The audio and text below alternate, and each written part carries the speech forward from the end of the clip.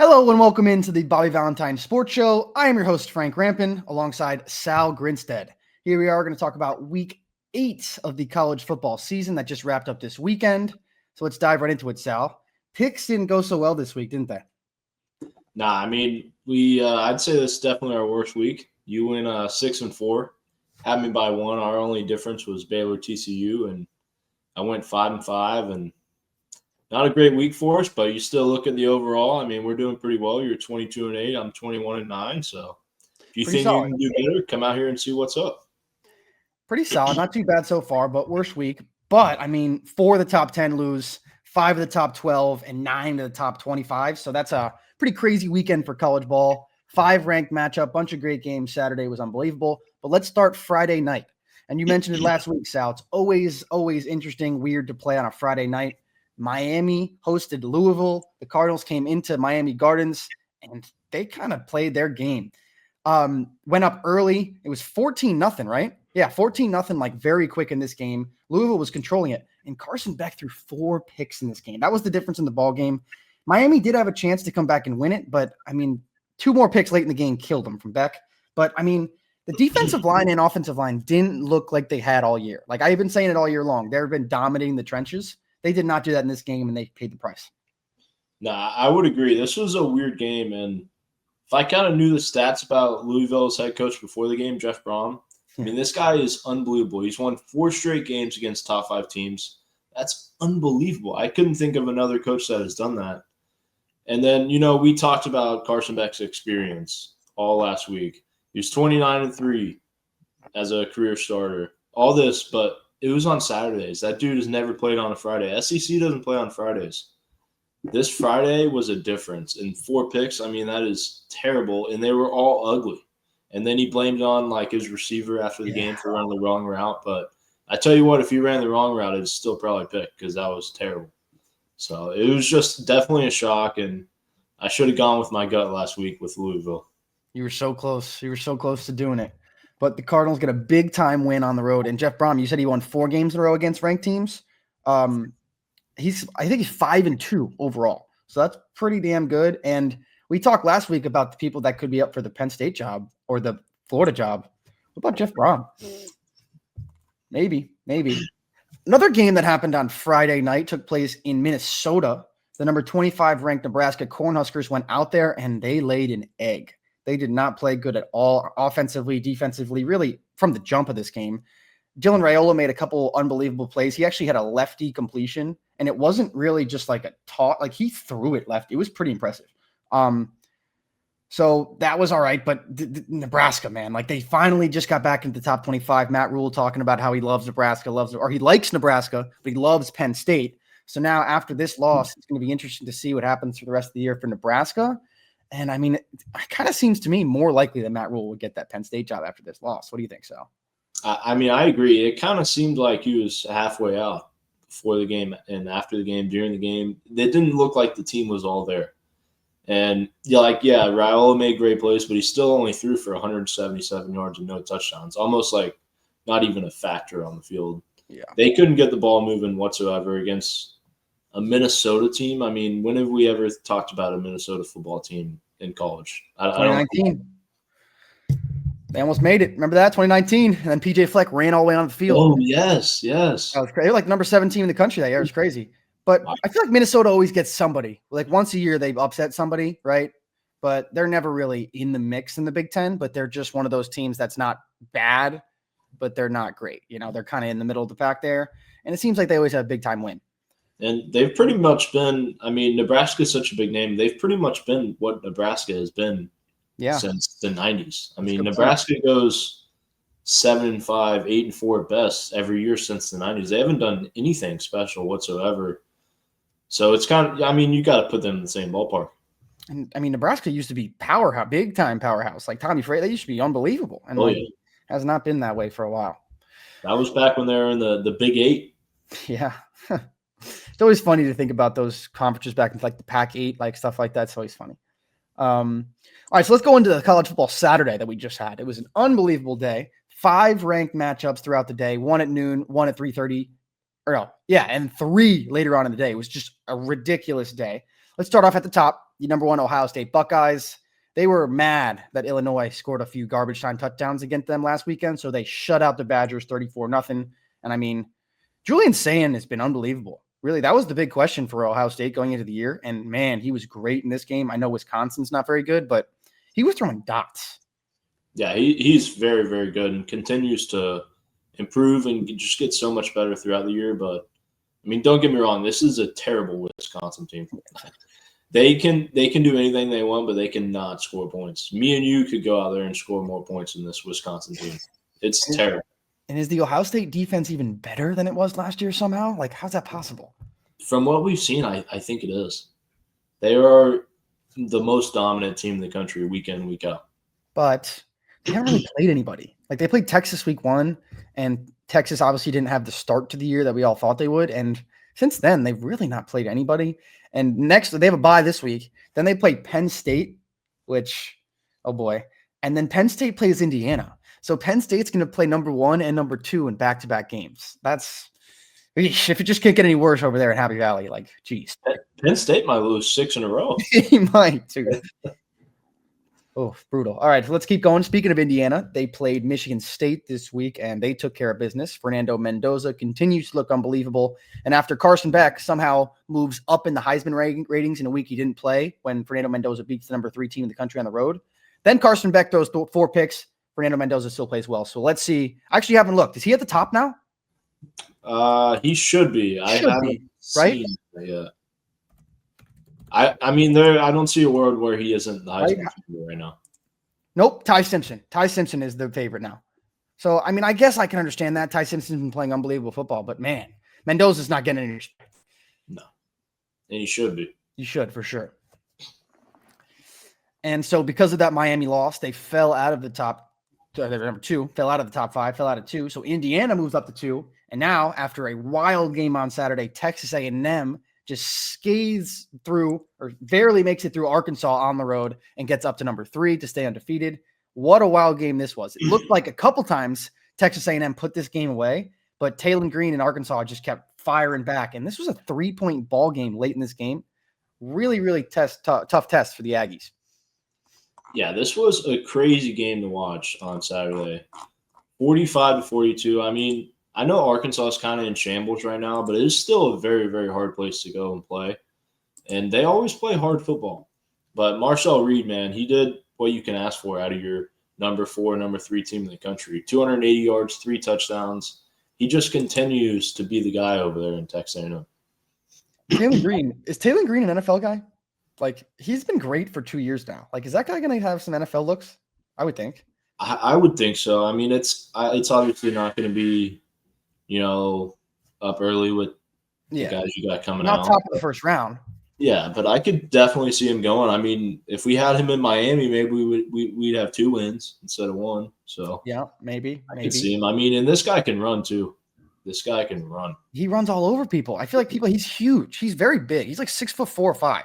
And he's built. And he can also run. I think he takes people off guard by how fast and how well he moves. It's sneaky because it doesn't look super fast, but he covers so much ground. It's almost like Randy Moss. Like, Randy Moss didn't look like he was running very fast. He was like doing high knees, but he was striding by people. It was crazy. No, if Taylor Green could have a team around him and, like a head coach that doesn't even have one of those, Arkansas could have been good, and he could have been even better. He's got Bobby Petrino back, baby. What do you mean? All right, let's go into the first ranked matchup of the day. This was where College Game Day was down in Athens, Georgia, when Ole Miss took on the Bulldogs. We both took Georgia in this game, and early it did not look good.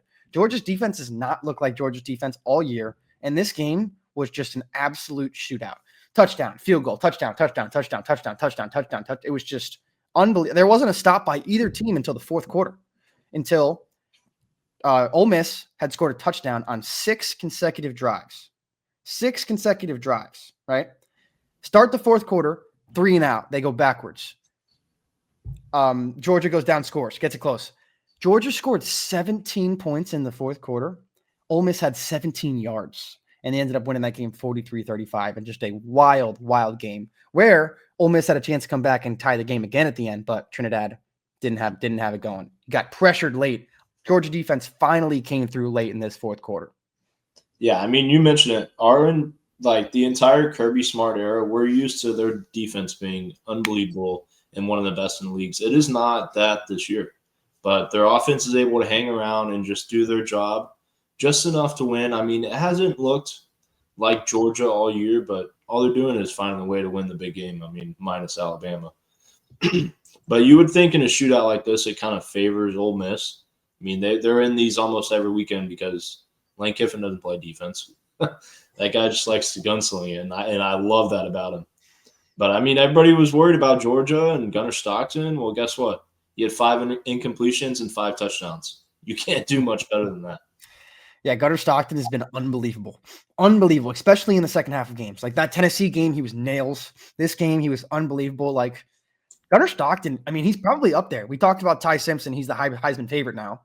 Fernando Mendoza. Gunnar Stockton's probably right there with those guys right now. He's been unbelievable. I don't know if he has I don't like saying this because you never know, but I don't know if he has the NFL projection like those other two guys do. But, I mean, he's a damn good player right now for these Georgia Bulldogs. And let's keep going. Another ranked matchup. This one in the evening slate. Tennessee headed down to Tuscaloosa to play Alabama. And, man, this was a good game to start. Very good game going into halftime. Georgia going in, I think it was 16-7. There's a chance that Georgia could, I guess, make this a 1-point game. They probably wouldn't go in for 2, but they would have made this a 2-point game with a touchdown and an extra point. Last play of the first half, 100-yard pick six. Jeez, like I don't like the play call by Tennessee, by the way. This has been talked about a lot. I understand what they ran at John Gruden's favorite play. I love John Gruden. They ran the spider 2 wide banana, but the spider 2 wide banana is supposed to make the defense think you're going to run the ball and then throw it in the flat.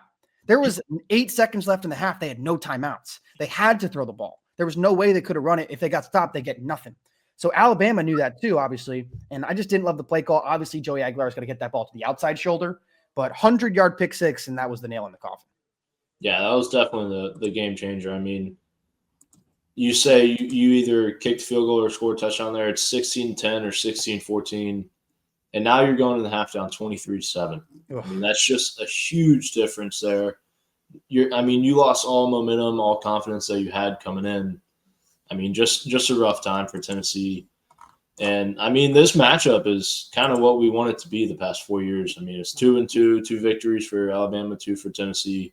It's been so fun to watch, but Alabama kind of ran away with this one. And Ty Simpson, man, he just continues the ball. 250 yards, 2 touchdowns. Just incredibly efficient every single weekend.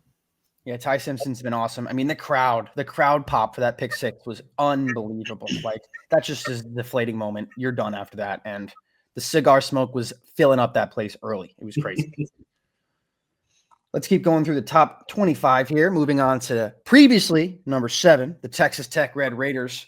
Tough game for them on the road against the Arizona State Sun Devils. Man, this was a tough game. They really had nothing going at all on offense. This was just a weird game. A lot of punts to start this game. It was what? I think it was 15 or something weird to 7 for the longest time. It was just ugly game for Texas Tech. And then all of a sudden, out of absolutely nowhere, they turned it on. Fourth quarter, they had 2 back-to-back touchdowns. They scored 2 touchdowns in, I think, less than 2 minutes. Go up by, I think it was 22-19. 22-19. 22-19. I was going to say 20. 22-19 they went up. And with like 2 minutes left, fourth down for Sam Levitt and the boys. He made an unbelievable play, getting them all the way to Texas Tech side of the field. They bring it down, touchdown to win the game. Crazy finish. Texas Tech goes down. First loss of the season for them. Yeah, this was a tough game. You would think with Sam Levitt playing and Will Hammond instead of Baron Morton, you kind of expect this outcome. But then you see Texas Tech's defense playing unreal and Sam Levitt not being able to move the ball. I mean, it was a slugfest all the way until the fourth quarter. Last 5 minutes.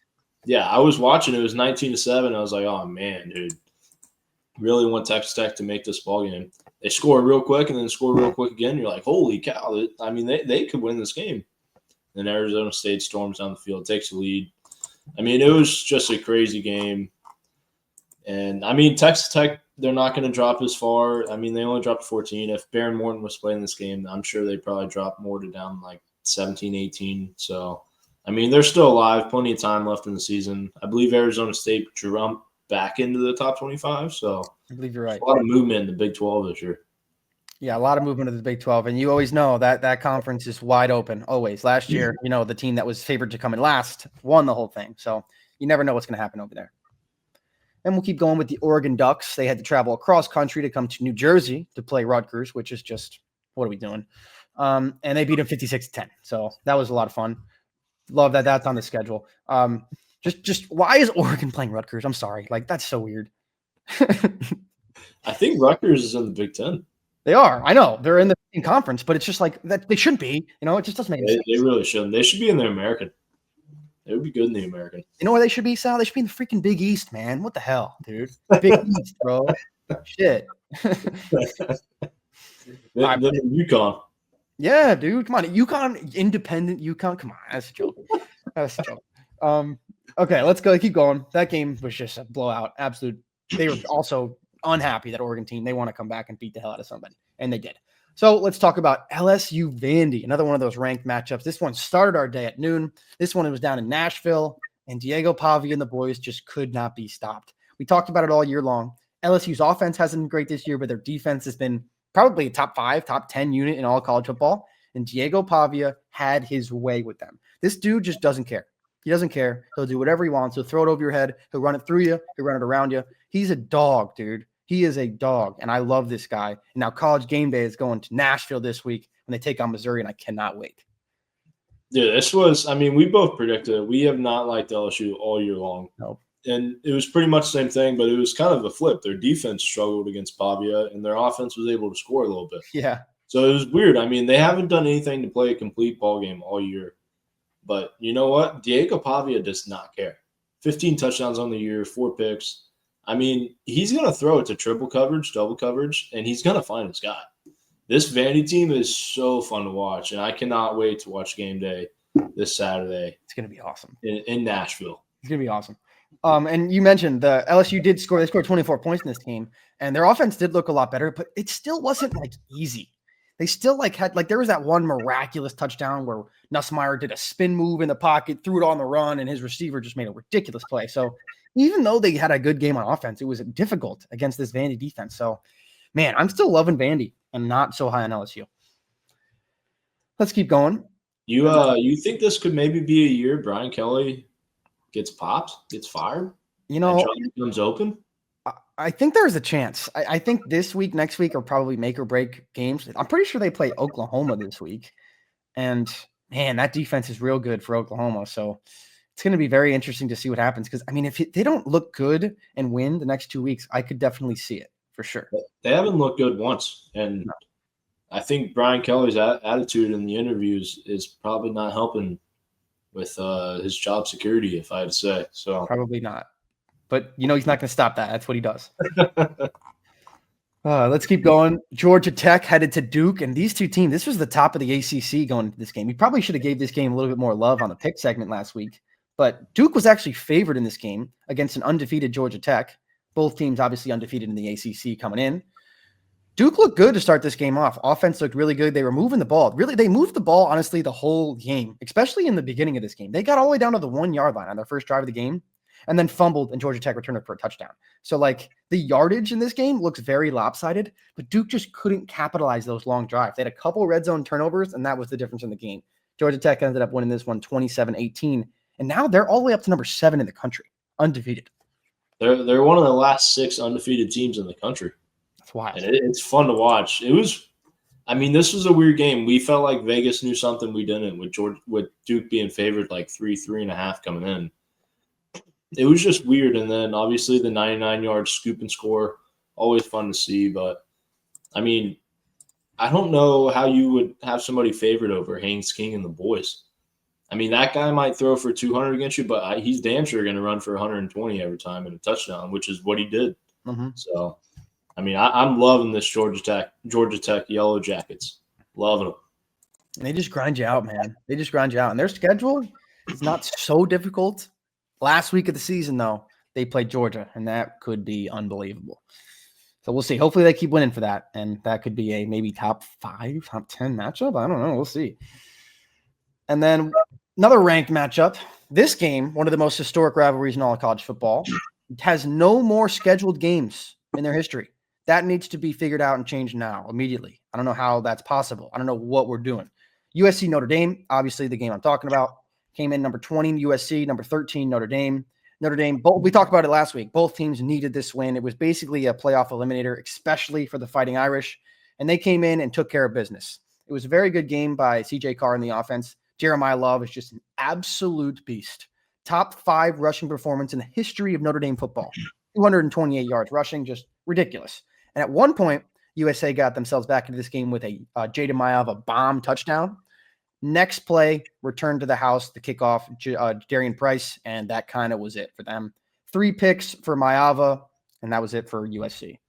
That kick return was unbelievable because you had that touchdown by USC. You can feel the momentum starting to shift a little bit. Yep. And then that kick return was unbelievable. I mean, just completely put the nail in the coffin. And this was a huge win for Notre Dame. We said it after they started 0-2. You got to win out and you got to look good doing it. And that's all they've done so far. And I believe they're up to number 12 now. And I think USC dropped back out of the rankings. So they've been hanging on that 20 and 25 spot all year. But yeah, what a game. Wild game. And they need to get this game on the books for next year now. I don't know what they're waiting for. Let's go. Keep going with number 14. Sorry, Sal, what'd you say? So many historical matchups over the years. I mean, you think of Reggie Bush, the Bush push. I mean, there's so many great times. You got to have it. You got to have it on the schedule. Have to. Oklahoma went into South Carolina and beat the hell out of the Gamecocks. Bounce back game for John Mateer and the Sooners. They win that one 26-7. They got a big one coming up this week, but they looked a lot better this week. And then we'll go to the Holy War, Sal. Out in Utah, probably the biggest game this Holy War has seen in at least 25, 30 years. 23 coming in Utah against 15 coming in BYU. And this was a great game. This was a slugfest as well. A lot of defense early on in this game and then back and forth. Just boom, touchdown. BYU had control of it for the majority of this game for the beginning. Utah had a quick strike, 2 in a row that got them the lead, got the momentum back in their favor. And then late in the game, Blair Bachmeier, a 3rd and 10 inside the red zone, ran it into the house to take the lead and keep it for good. That was a massive play. If he doesn't get that first down there and score, they kick a field goal to tie it. But, man, that was a crazy play by Bear Bachmeier and really the game sealer. This is a huge win for BYU. They're now the front runners in the Big 12 with Texas Tech losing last weekend. So it really just shifted everything. And I continue to pick against BYU, and all they do is continue to win. So I think I'm going to have to stop that trend. I mean, we both picked Utah to win this game, and we were both wrong again. Yep. I mean, Bear Bachmeier, all he does is show up every single weekend. It's hard not to like this BYU team. I mean, they play hard every single weekend. Yeah, BYU's been playing good football. They really play good football. And for true freshman quarterback, I mean, they've been really impressive. And like you said, only one of 6 undefeated teams. Yep. Another weekend of college football and another heartbreaking loss for the Auburn Tigers. Just a gut-wrenching, ridiculous way to lose a game yet again, really. It's almost like they're just coming up with a new way to lose a game every single week at the buzzer. It's wild. They had this game controlled again. They were up 10-0, almost could have been 17-0 against Georgia 2 weeks ago. They're beating Missouri. They're controlling the game. And then late in the game, obviously, Missouri has to come back, tie the game, and they go to overtime. Missouri misses a field goal. They got to just make a field goal. And what happens? Of course they missed the field goal. Why would they make it? It's Auburn. They're going to miss the field goal. They're going to go to double overtime. They're going to lose. And how are they going to lose the game? On a sack. Every single week. Every single week, dude. Unbelievable. Oh, dude, I feel so bad for Auburn. I mean, they've been in every single game all year. And like you said, all they do is just find another way to lose. I mean, you got to be losing your mind if you're an Auburn fan. It's been the same thing for the past 2 years. I mean, you look back to last year with the Jalen Milroe throw on like 4th and 26 or something? I think that was 2 years ago. Was that 2 years ago? I mean, oh, man. I mean, you looked at the 2010s, they were finding miraculous ways to win games. Now they're finding miraculous ways to lose games. So Not really the area you want to be in. And I picked Auburn in this one. Did you as well? I know I picked because Saban says the place is haunted. I think it's haunted for Auburn now. Like, it's crazy. I picked Auburn as well. They were my big upset pick of the weekend, and I mean, obviously they gave it a bid, but I feel like they are still better than Missouri. They should have won the game. I think if they played again this weekend, it'd probably be the exact same thing. They would find another way to lose, but it's ridiculous. Crazy. And another week of Washington State playing a high-profile team and giving them a run for their money. Last week, Washington State played at Ole Miss and took them down to the wire. This week, they go to Charlottesville and play Virginia, and they took them down to the wire. This was a crazy game. Virginia was trailing this entire game. It was wild. And they tied it up with like 3 minutes left, I think it was, a little less. And they won this game on a safety. They got a safety, won this game 22-20. Just a wild way to close out a game. They get the safety to go up, and then they just run the clock out. So crazy game for Virginia. And it's got to be the best Virginia team that I've ever seen in my life, right? In my life, yeah. They're, 6-1 now, number 16 in the country, number 2 in the ACC. So it's crazy. I mean, that big win they had against Louisville just completely transformed their season. And then the big win, I believe it was against FSU, right? And they stormed the field. I mean, it's been unbelievable. They're winning these games that, you feel like they maybe shouldn't win, even if they're ranked. But all they're doing is continue to win. They're like BYU, just continuing to win. That's all you got to do. And it's just kind of the way college football is. It kind of always, but more now than ever. Those teams that are good in the Big 12 and the ACC are super slept on now. It's almost like they're an afterthought. They don't even get talked about just because the SEC and the Big 10 have become it's almost like a different category. You can't even, it's not the Power 4 anymore. It's the Power 2. It really not even talked about the same way. So it's very interesting to see these teams. It's almost like I don't want to say this, but the Big 12 and the ACC are almost like a Group 5. It's crazy. It's very, very interesting. I can tell you a team in the Big 12 that is pretty much a Group of 5 team. That's the Oklahoma State Cowboys. You could send them down to FCS, brother. Oof. Hey, at least we got people in the stands, shirts off, making the crowd go nuts. I hope that becomes a tradition.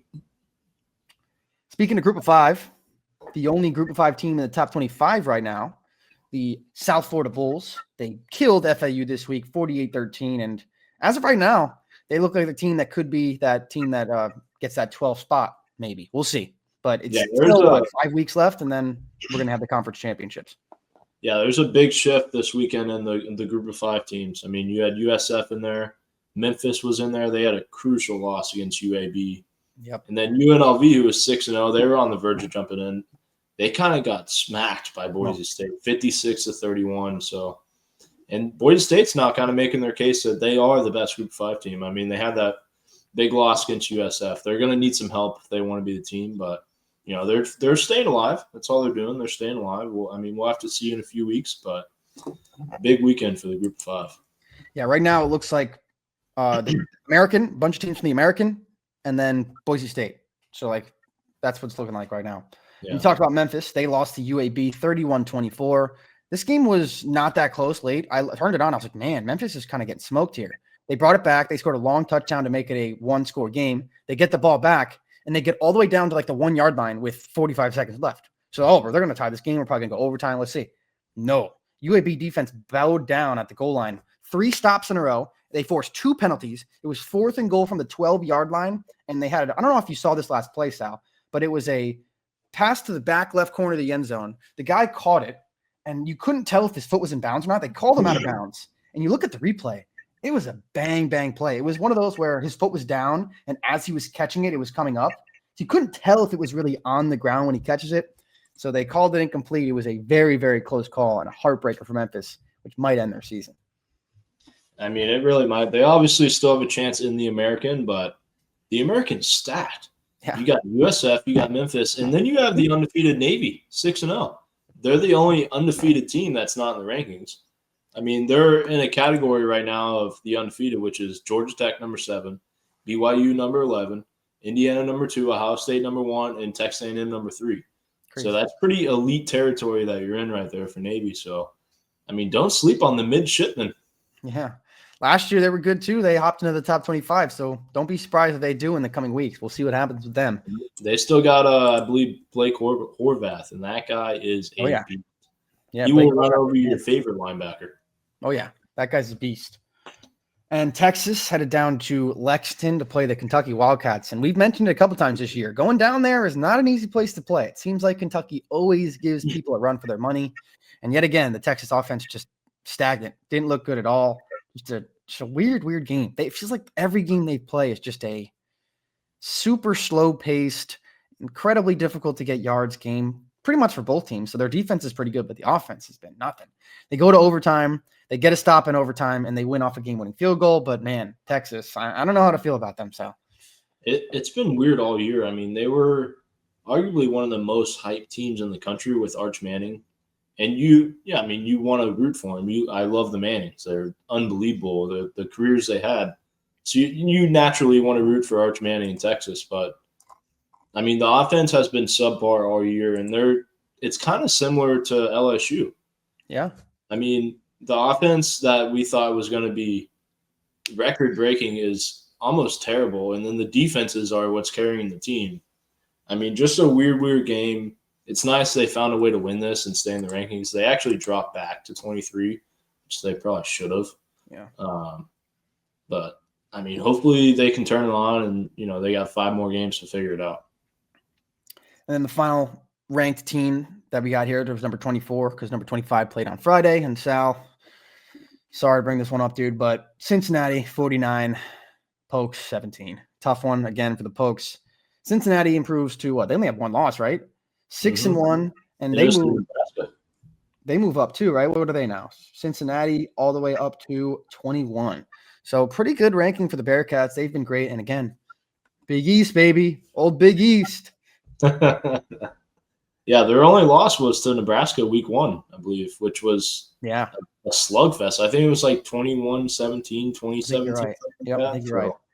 This is a really good Cincinnati team, and they should have been ranked 3 weeks ago, and then they finally got in. So it's nice to see the Bearcats get going. It is. It definitely is. Saw Michigan kill Washington, that early Fox game. Arizona, Houston was a good game. Houston wins off a walk-off field goal. Connor Wegman's been great. Houston is 6-1. TCU Baylor, we talked about that game last week. It started off slow. I almost texted you and said, we've been talking shootout all week, and there's like 7 points in this first quarter. But I calmed the brakes there because it's still the Big 12. It's still Baylor TCU. Game ended 42-32 or 42-36. So it was still there. We're good. That's just what always happens. What else we got here? We talked about Boise State. They killed UNLV. UNLV's offense looked terrible in this game. The quarterback did not play good. Florida actually won a game, and they fired their coach, so that's fun. Billy Napier gone, so now the Florida coaching spot available. Mentioned Penn State. They lost again. Heartbreaker to Iowa. Sorry, Sal, what were you going to say there? You know who they're talking about for that job now is maybe John Gruden, baby. Maybe John Gruden. Boy, how elite would DJ Lagway be with John Gruden? That would be awesome. I think I might have mentioned this earlier in the year. If John Gruden gets a college coaching job, that probably will be my team. I think that's going to be it. I don't really have a college football team. Like I got into it really with Washington, sort of like Michael Penix was kind of my guy. I watched every game they played for his 2 years there, but not really. I don't have a team, but if John Gruden becomes a coach, I think I'm going to have to do it. I don't think you have a choice. That'd be awesome. But I want him to be the Raiders coach. But I mean, that's just behind the point. We're just atrocious. Look at the two fans of the worst two teams in the NFL right now, probably us and the Browns, baby. And maybe the Titans. Who's also a sneak in the American is Tulane, 6-1. You're right. Jake Retzlaff. Their only losses to Ole Miss, I believe. Their only losses to Ole Miss, really? Pretty sure, yeah. Jeez. And they just beat an Army. Yeah, they beat an Army team this weekend. So very, very alive in the Group of 5 conversation. And they don't play Navy this year.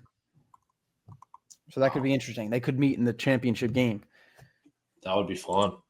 But yeah, wild stuff happening in this week of college football. A lot of changes in the top 25. Let's take a quick overview of that now. So obviously Miami loses, so the top 5 a little different. Ohio State's going to stay at 1. Everyone else going to jump up 1 slot. Indiana 2, A&M 3, Alabama, Georgia, Oregon. That's all the same. Everyone just split up a slot. Same with Georgia Tech. Georgia Tech split up a little bit, get up all the way to 7, which is awesome. Yellow Jackets haven't been that high in, I think, 15, 20 years. Ole Miss now at 8. Miami falls from 2 to 9, but still in the top 10, which I got to say I was just a little bit surprised by. literally just because of the bias for the SEC and the Big Ten. I thought they were just going to jump them out. And then Vandy number 10. Vandy being number 10 is so wild. That's insane. I am shocked Miami's still at 9 because they lost at home too. And they looked bad. I mean, 4 picks. Yeah, 4 picks is a problem. The way they've been doing things this year and just dropping people completely out when you're like the number 6 team in the country, you'd expect them to go back to at least 13, 14.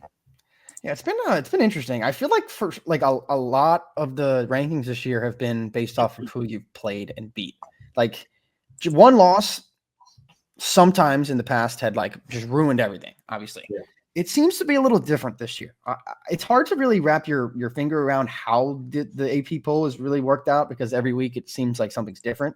And I guess really it doesn't really matter because the college football rankings are really going to matter in 2 weeks they start coming out. Yeah, November 4th.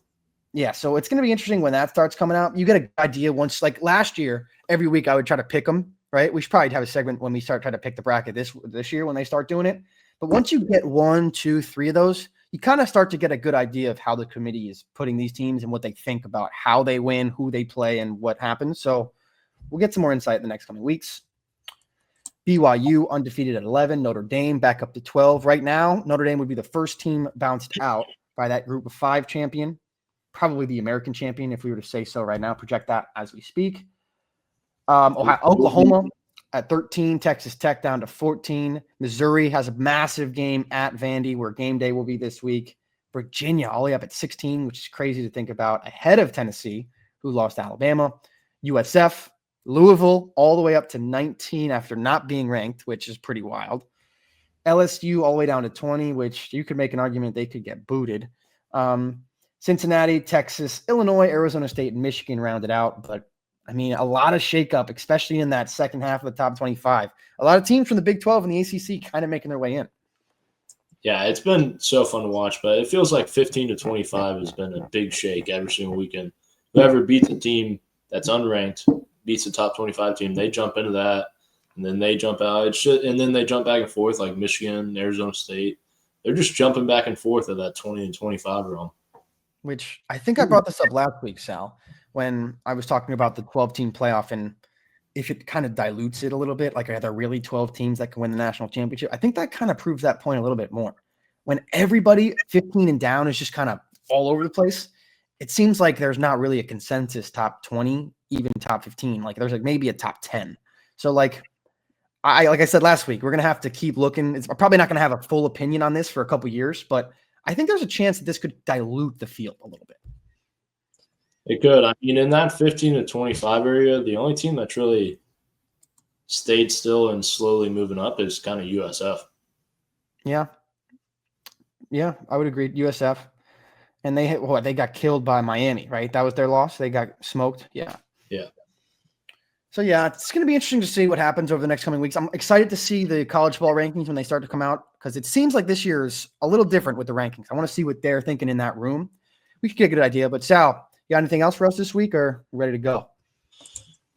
We are down to 2 defeated teams. Oregon State finally jumped off this list with their win against Lafayette. So we're down to my UMass Minutemen, who had a very close scare against Buffalo last week. We got to talk about that real quick. That was insane, dude. I actually turned that on. So I had an iPad sitting next to me, and I was like, oh, my God, UMass could win the game. So I flipped that on, and I was like, oh, gosh, they're going to win this game.